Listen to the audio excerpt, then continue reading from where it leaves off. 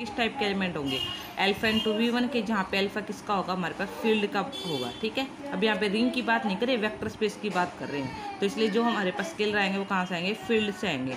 Then W क्या हो गया, इसका मतलब तो W क्या है, वन डायमेंशनल सब स्पेस, क्योंकि एक ही एलिमेंट से जनरेट होता है, वो क्या है, वन डायमेंशनल सब स्पेस है।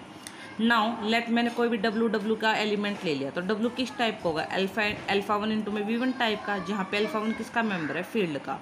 मैंने इसके ऊपर T लगाया, तो T लगाने के बाद मैंने देखा T तो लीनियर ट्रांसफर, तो स्केलर तो बाहर आ गया। और देखो ये क्या बचा है, अल्फा 1 TV1, और TV1 की वैल्यू क्या है, लैम्डा 1 V1। देखो अल्फा 1 V1 पहले था, लैम्डा 1 स्केलर है, तो स्केलर इनटू में हमारे पास W का एलिमेंट किस में चला जाएगा, W में, क्योंकि W क्या है, सब स्पेस है। इसका मतलब TW किस में बिलोंग कर गया, W में। और हमने कल इनवेरिएंट की डेफिनेशन पढ़ी थी, अगर कोई एलिमेंट W का है, अगर उसके ऊपर T लगाने पर फिर से वो W का हो जाता है, इसका मतलब W क्या है, इनवेरिएंट अंडर T, यानी कि कोई फ़र्क नहीं पड़ता। अब देखो मैंने V बार को क्या नाम दिया था कल, याद हो तो आपको, V/W का। अब देखो एक रिजल्ट होता है, अगर मान लो V/W के आपको डायमेंशन देखना है, तो क्या होता है, dimension of V minus dimension of W।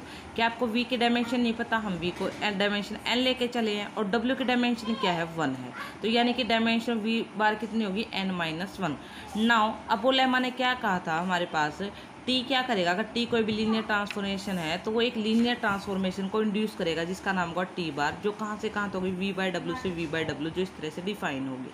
Such that हमने क्या पढ़ा था, और जो मिनिमल पोलिनोमियल है T बार की ओवर F, किसको डिवाइड कर रही थी, मिनिमल पोलिनोमियल ऑफ T को।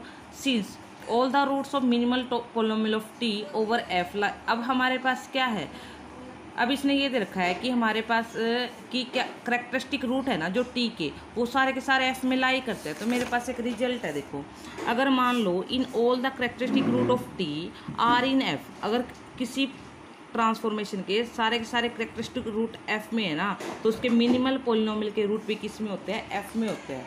तो इसका मतलब क्या हो गया, यहाँ तक तो हमारे पास वो रिजल्ट ही जो हमने लेमा प्रूव किया था उसी की स्टेटमेंट लिखी हुई है। सिंस हमें पता है कि करेक्टरिस्टिक रूट है ना जो T के, वो सारे के सारे F में लाई करते हैं, तो इसका मतलब क्या है, जो मिनिमल पोलिनोमियल के रूट होंगे T के, वो सारे F में लाई करते हैं।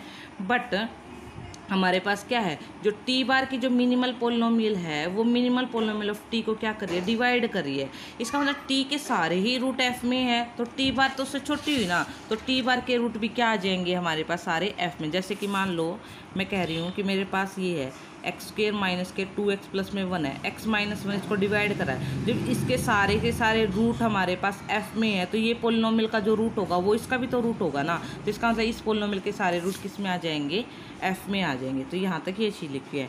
नाउ डायमेंशन v बार क्या है, n-1 है, जो n से लेस है, और t बार के सारे रूट f में लाई करते हैं। तो हम ऊपर ये रिजल्ट हमने एज्यूम किया था कि अगर हमारे पास कोई भी ट्रांसफॉर्मेशन है जिसके सारे के सारे रूट F में लाई करते हैं, जिसकी डायमेंशन n-1 है, तो हमारे पास एक बेसिस एग्जिस्ट करेगा उसके कोरस्पोंडिंग जो उसकी डायमेंशन है। इसकी डायमेंशन कितनी है, n-1, तो यहाँ से V2 से लेके Vn, अगर V1 से लेके n तक ले तो n होते, लेकिन V2 से लेकर Vn तक कितने ही है, n-1। सच दैट ये मैंने मान लिया कि T बार V2 बार की इमेज क्या देता है, α/2 V2 बार, V3 बार की क्या देता है, ये अपनी तरफ से मानना है। ठीक है, α/2। अब ये बात आती है कि मैडम हम मानेंगे कैसे, तो हमारे पास क्या है, हमें ट्रायंगुलर मैट्रिक्स बना के दिखानी है ना, A11 A21 A22, अगली में हमारे पास हो जाएगा A31 A32 A3। आपको फर्स्ट एलिमेंट नहीं माने, सेकंड से स्टार्ट करना है। यहाँ पे तो A22 V2 बार हो जाएगा, यहाँ पे हो जाएगा हमारे पास A32 V2 बार प्लस में A33 V3 बार। यहाँ पे अल्फा ले रखा तो अल्फा ले लो। ठीक है, इस तरह से हमने इसको क्या कर लिया, डिफाइन कर लिया। उसके बाद देखो, now we know by theory of vector space, हमें एक रिजल्ट पता है कि अगर मान लो W की हमारे पास बेसिस है M, और V/W की बेसिस है हमारे पास, V/W की बेसिस किस टाइप की होगी, इस टाइप की होगी ना, क्योंकि V/W का एलिमेंट किस टाइप का होता है, x+W टाइप का।